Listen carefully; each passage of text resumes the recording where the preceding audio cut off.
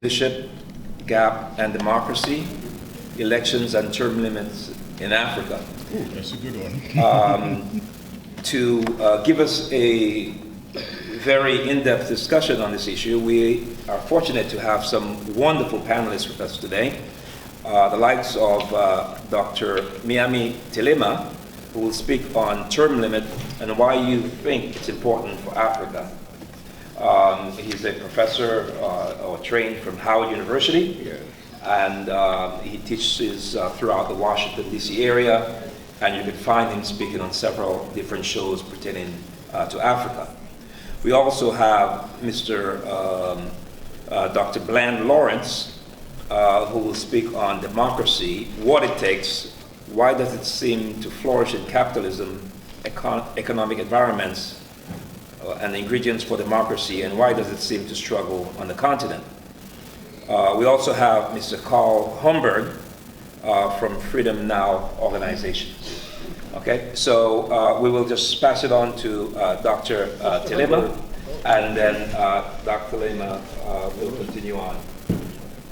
Thank you. All right, thank you very much for having me. I am a trained mathematician, and I guess one of the questions is to ask what am I doing on the panel that deals with democracy and democracy and term limits. Well, democracy is an important concept in Africa. Democracy term limit, from my perspective, is that sustainable development cannot occur in Africa if we do not have democratic processes in place. And some of those processes that we've dealt with deals with term limit, elections, and the fairness to those elections. But the concept, there seems to be a misconception that has been established for a long time, that democracy, although in this etymology, it's a Greek term, and we can also recognize that Greek Athens was the first democracy established by many in the 6th century, but democracy is not a European concept. The fact is that democracy was was actually noticed in African countries, particularly African kingdom, pre-colonial time. If you look at the kingdom, like the Mosi kingdom, the Mali kingdom, the Congo kingdom, and the Songhai kingdom, all those kingdoms, you will find traits of democracy in their processes. For instance, one thing we've noticed within the Congo kingdom was that the king was was actually elected. The king was elected out of 12 clans, and so it was not an hereditary process that the king is the son of the king or family member of the king will inherit. But beside the fact that the king was also elected, there was also democratic representation within the state, within the kingdom of Congo. If we look at the kingdom of Mali, for instance, there was a constitution called the Kurumfunga Kuna, which is represented first the constitution of the kingdom of Mali, that in the process of the kingdom of Mali has also Bill of Rights, and we can find that there is an advanced system of check and balance that was established within those kingdoms. So my first point is to say that democracy is not a European concept. It's actually an African concept. And sometimes it's a way for people to say, well, it's not our concept. We don't need to approve or accept democracy. No, that is wrong. But as we look at Africa today, the question we may ask ourselves is that what has happened in Africa as we look at Africa today? The reality is that colonization has took place. 1884, the Conference of Berlin took place on the continent of Africa. As it took place, it took place for particularly 1 year, Europeans came and designed the nations that we have today. Those nations were constructed, artificial boundaries were established on the continent. By so doing, for us, colonization is equal to establishing anti-democratic laws, number one. Number two, colonization represents also the divide and conquer policy that has been established in Africa. 3, colonization represents the brainwash that took place and that we still, for most of us who have been under the continent of Africa or people of African descent, we've still been infected by the brainwash that took place. Some of the ideologies or the thinkers of the, we will call them white supremacist philosophers, just like Frederick Hegel. In his book called Reason in History, as he talks about Africa, Hegel says this: "This is the land where men are children, a land lying beyond the daylight of self-conscious history, an envelope of the black colors of night. At this point, let us forget Africa, not to mention it again, for Africa is not an historical part of the world." But Hegel was not the only one. Another historian, British historian, Richard Burton, stated the following as he talks about the Negro. He says, "The study of the Negro is the study of man's rudimental mind. It would appear rather a degeneracy of the civilized man than the salvage rising from the first step. Were it not for his total incapacity for improvement, he is not the ring of the true metal. There is no rich nature for education to cultivate. It seems to belong to those childish race, never rising from men's estates, who falls like warm outlings from the great chain of animated nature." This is the mindset that we perceived by Europeans as they came to Africa. And this is the mindset that has been prevalent in our consciousness today, as not only we deal with Africa, but also every place where there have been people of African descent. But those who were fair and objective, I have to remind that Hegel never visited Africa. But I want to read one of the comments made by the British also Parliament at the time. Just give me a few seconds. I thought I had it here, but it's not written here. And this is very interesting. He says, "I have traveled across the length and breadth of Africa. I have not seen one person who is a beggar, who is a thief. Such a wealth I have seen in the country, such a moral values, people of such a caliber, that I do not think we would ever conquer this country unless we break the very backbone of this nation, which is her spiritual and cultural heritage.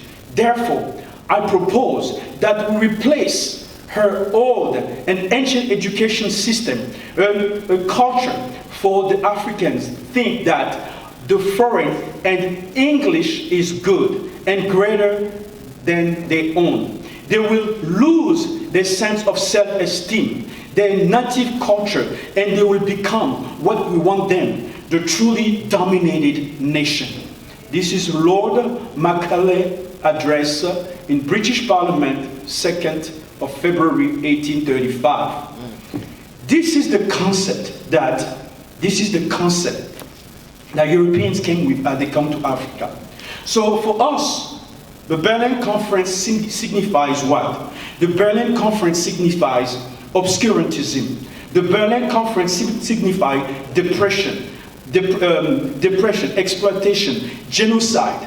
Yes, the seed of genocide were actually placed in Africa at the Berlin Conference.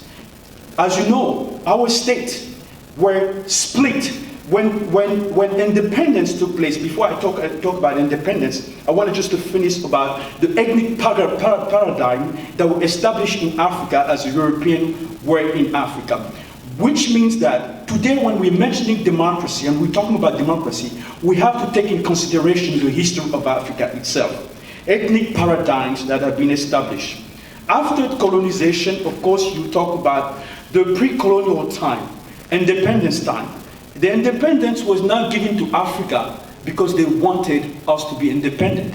Independence was just another form of trying to take advantage and exploit the African continent.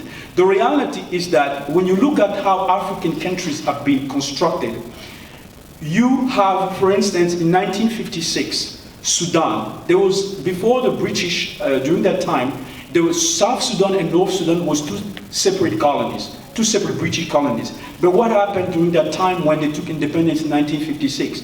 They put these two countries together. They become Sudan. And by setting those two countries the same way that had different background and different ethnicity, we had the massacre of Darfur that takes place not too long ago. The seed of the massacre of Darfur was planted during the time of colonization when independence was given into Africa, into that country. We can look at also Rwanda between the Tutsi and the Hutu. The seeds of that division, the 1 million people that died in 1994, also that seed was planted during the time of colonization, when the Belgian will differentiate tribal, the Hutu and the Tutsi, trying to create differences between them. So all of that is part of what colonization took place. I also want to mention that when the Berlin Conference took place, a European in 1 year attempted to construct our nations. But our nations, European nations, took 1,000 years to construct them. France that we have today, it took 1,000 years. It was during the Roman Empire that the nation of French started building up by different type of war and different type of negotiation that took place. But for us in our continent, it took only 1 year for Europeans who didn't have the best interest for Africans to construct what we call Africa today. And now we want to be democratic. We want to talk about democracy in the continent of Africa. But yet, we have set conditions for those nations not to ever be together and to never work together. Because as you see, Africans' differences, cultural differences, ethnic differences were manipulated during the time of colonization. Therefore, so what we have today is dynamic difference between different tribes that cannot ever get along because of what has been said. And now they have to coexist into a nation to try to attempt development. So that is one issue that we have to take in consideration. I'm not here to actually do a history lesson, but I'm here to talk about democracy, but all of this is linked. So what is the solution? The solution, in my perspective, is leadership. Leadership is the key, and we have seen that some of the nations that we have seen in Africa have had tremendous amount of change because of the type of leadership that took place. We can look at, for instance, we need to remind also that during that time of colonization, I need to go back to that, you had leaders like Lumumba that were assassinated. You had leaders like Kwame Nkrumah that were put aside. You had leaders like Barthélemy Boganda that were assassinated. A leader like Olympio was assassinated. And they placed, in those places, they replaced those leaders by people like Bokassa, Idi Amin Dada, and all that came into position of power to be the puppet of the interest, not of the people of Africa, but the European and the multinational that were involved within those countries. So what is the key? What is the solution for us? The solution is leadership. But the solution is leadership, and how we establish that leadership. I want to go back to Plato's Republic. Plato, in his book and his conception of establishing the Callipolis, the Callipolis in the Republic of Plato is basically the best city, the proper city, the ideal city. In the Callipolis, Plato talks about the philosopher king. The philosopher king is the perfect individual to conduct the affairs of the state. Why we talk about the philosopher king? Philosopher king because you need a certain type of qualities to be able to lead. In the kingdom of Africa, it's not anyone before European king, it's not anyone who was in position of power. People who were established in position of power had high moral value, had high moral conceptual value. They were there to serve the interest of their people. They wanted to serve something greater than their self-interest. And that is the type of leadership that we need to have against in Africa. So we can talk about democracy, we can talk about term limits, but if we don't have the right people, the right leaders in position of power, democracy or I will say term limits will not be able to be implemented because those people will be there. Because of the condition that we have of our history, the conditions of tribalism, tribal war, where leaders that have been placed are there to serve the interest of the European, not the interest of their own people. They are there to make sure that the natural resources are going to the metropole first before they become for the people of the nation. So term limits, which I'm supposed to talk about. Why do we need term limit? This is the fundamental question that we ask. I believe that term limits are an important ingredient for democracy. Societies in the past have established term limit. There is, number one, the innate aspiration to change. There is an innate aspiration for people to change. Even though our term limit, even though change is part of our nature. If you look at nature, if you look at the human being, you will see that constantly our bodies are changing. The body that you have today is not the body that you have yesterday, because the cells is in the process of changing. So everything is in the process of transition. So the first concept that we need term limit is that people is innate aspiration for change. Second point for term limit, the moderate idea of democracy, where leaders are no longer appointed by God or inherit through a dynasty. The secularization of power, following the separation between the church and the state. I have 2 minutes. Okay, fine. Thank you. Number 3, the notion of accountability, that leaders have to be accountable to the people who have elected them. So therefore we need term limit, because term limit is the time when you go into a process of elections where people will have to decide if you have done a great job or not. So term limit, we need term limit number 3. Number 4, in the Roman Empire there's this idea of homo nouveau, somebody that you bring into the system, somebody who's completely new with no tie to the politics, to make sure that he's there to serve the interest of the people. 1, term limit foster democracy, political stability, and economic growth. Democracy text, institutions are not enough. Basically, we need ethos and praxis, and term limit is the praxis. Number 2, to establish political legacy. Dictators do not have a legacy, but people who are coming for a particular period of time with a limited time to stay in power will work to establish a legacy, will work to establish some form of achievement before they leave office. Power corrupt, and absolute power corrupt absolutely. Therefore we need term limit. Number 4, term limit foster political stability. And in some countries we have seen, for instance, I don't have time to, but we can mention that, where we see that a term limit was changed within the constitution in Africa, and because of that, war and thousands of people have died. So, however, term limit, the notion of term limit is not the panacea. Let's not fantasize term limit. You have countries, for instance, Singapore, that has reached development without achieving without being actually democracy. Didn't have term limit. One of the presidents that threw a tremendous amount of change in Singapore was Lee Kuan Yew, who stayed in power for 31 years, but has done so much to develop the country. So conclusion, term limit needs to be respected where democracy is already well established. Weak institutions in the country will facilitate the eliminations of term limit. The influence of China, regardless of what people will tell you, which are coming in Africa without any requirement on the government in place, will weaken also term limit as far as I am concerned. And on that, I think I've reached my 2 minutes. Thank you. China. I've been to China 4 times. And I work with some key people there in China towards a program to create 85 million jobs for the Chinese. I was blessed to have that opportunity. They're building a water canal from the west coast to the east coast out to the Yellow Sea. And it will create 85 million jobs and lift 60 million people out of poverty.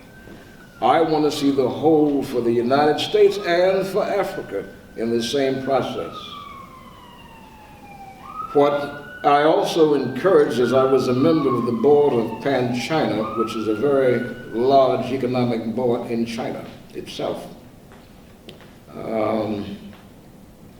I encouraged at every opportunity that I had the Chinese to invest in Africa. And the reason I did so, in my group, I was the only non-Chinese, is that other nations have ignored the needs of Africa, but they continue to extract the resources and benefit from it in Africa.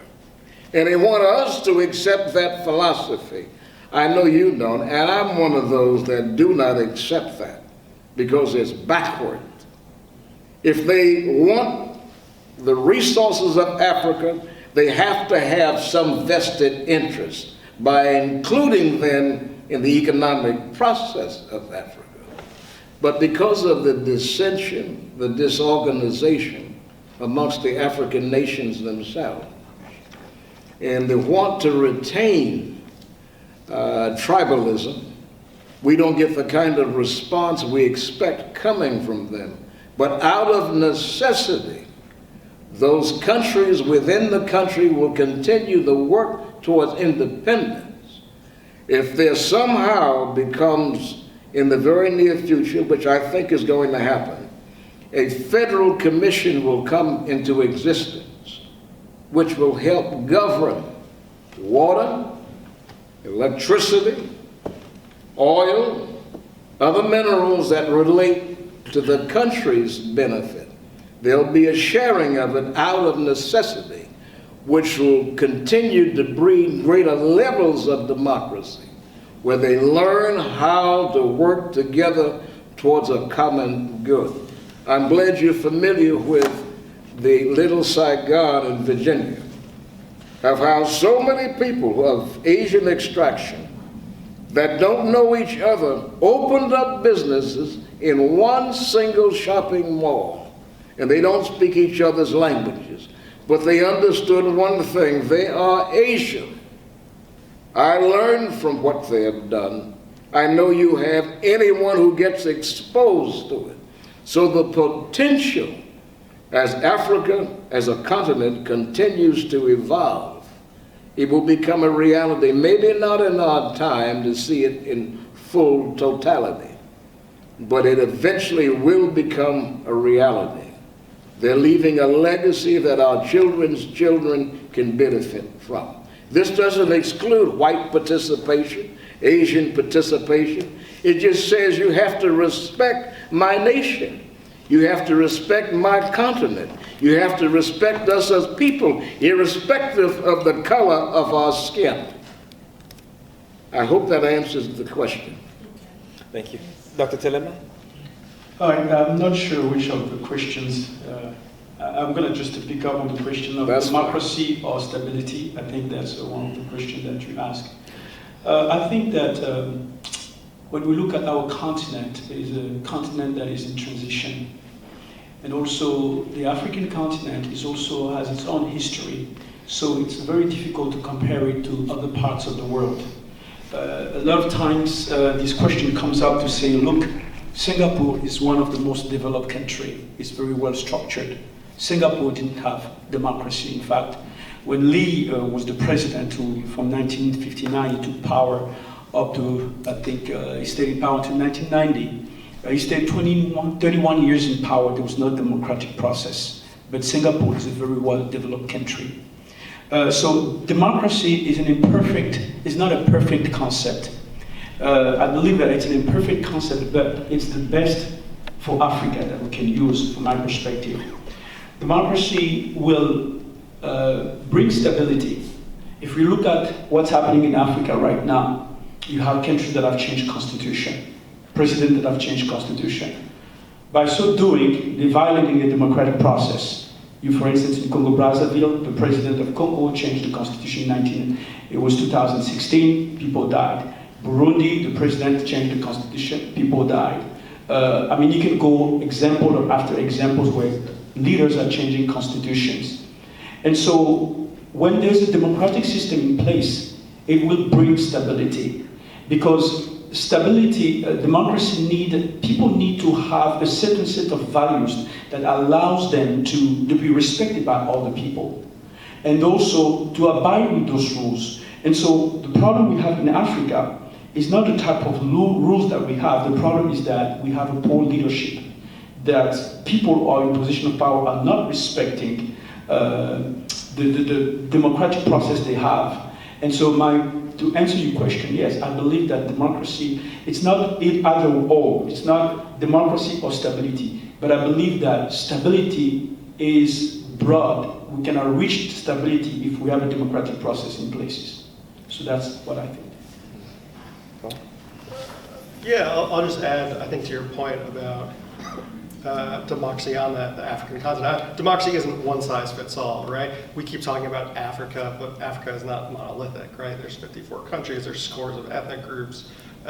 So I think democracy will change from country to country, but foremost what's important is respect for human rights and respect for freedom of political participation. It has to come from ground up. People need to have a voice in establishing these democracies. Thank you. We have room probably for one more question. No, actually, the question I want to ask, since you knew the answer to your question, I wanted to see what is your question. You mentioned that you were asking these questions, but you already have an answer. So if you can share just briefly and then to get back, if you don't mind, Eric, I'm just asking. Sure. Yeah, it's just, let me put it this way. I have an answer, but if I had an answer that would actually help the continent, or if anybody had that one size fits all or whatever answer, then that person would be a millionaire or billionaire actually. But I have an answer which I think could work, but then it has to stand the test of time. And that is, you hit the nail on the head when you gave the example of Singapore. And of course South Korea, and of course China, because if the end goal, I think I don't know if any of you answered that about what the end goal is, because the end goal, if it's economic development that we're pursuing in having a democratic system, then we don't really need to be pursuing democracy to achieve that. But I think Carl mentioned human rights. So if it's human rights and the dignity of mankind that we're pursuing, then yes, democracy becomes extremely important. But then the question becomes, what kind of democracy? Did Africa actually have a democracy before in its own way? Does Africa need to actually tailor democracy to its own social, economic, institutional, historical conditions? That will become the next question. What criteria do we use to determine what is democracy?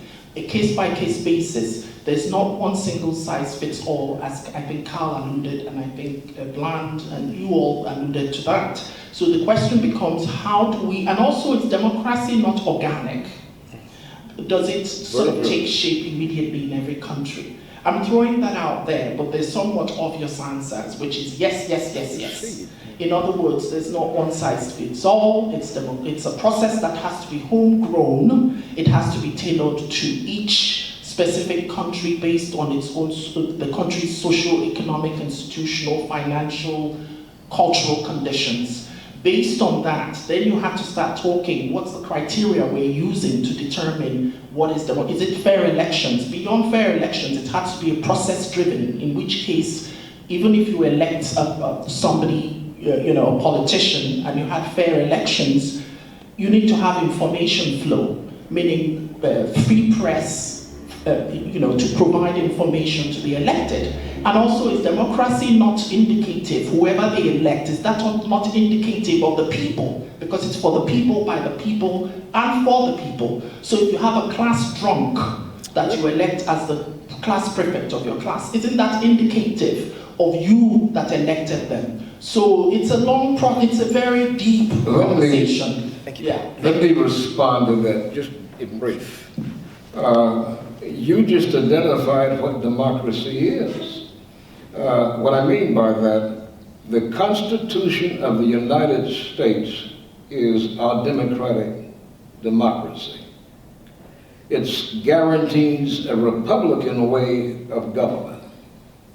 Well, in that process, it allows the Nazi Party to exist in America. It allows the skinheads to exist. It allows the socialist and communist parties to exist.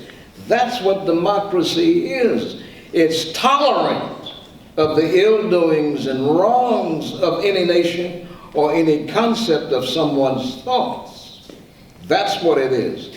The seed planted has a great opportunity under the structure of a clause of fairness, when you don't find as much fairness as we would like within the constraints of U.S. law. And you'll see it in our court systems.